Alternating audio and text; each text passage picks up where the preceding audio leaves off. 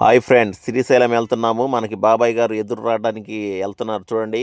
వైదన నుండి శ్రీశైలం వెళ్తున్నామండి. శ్రీశైలం చూడండి, మనకి శ్రీశైలం వచ్చేసింది కూడా చూడండి. మనకి ఎదురుగా కనపడుతుంది శ్రీశైలం గేటు కనపడుతుంది చూడండి. ఈ శ్రీశైలానికి వెళ్ళాలంటే ఈ గేటు దాటే వెళ్ళాలి, లేకపోతే వేరే దారే లేదు. ఇక్కడ 70 రూపీస్ కడితే గనక లోపలికి పంపియడండి. చూడండి, గేట్ వేసేసాడు. 70 రూపీస్ కట్టించుకొని మన చేత లోపలికి పంపిస్తున్నాడు చూడండి. ఇక్కడ ఈ 70 రూపాయలు కట్టేసినాము. ఇక్కడ చూడండి, ఇండికేటర్స్ ఉన్నాయి.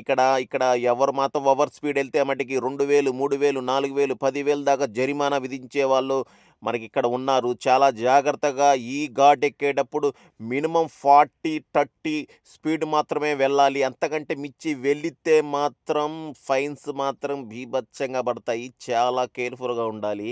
ఈ ఘాట్ ఎక్కేటప్పుడు కూడా చూడండి, చాలా ఎత్తైన ప్రదేశాలు.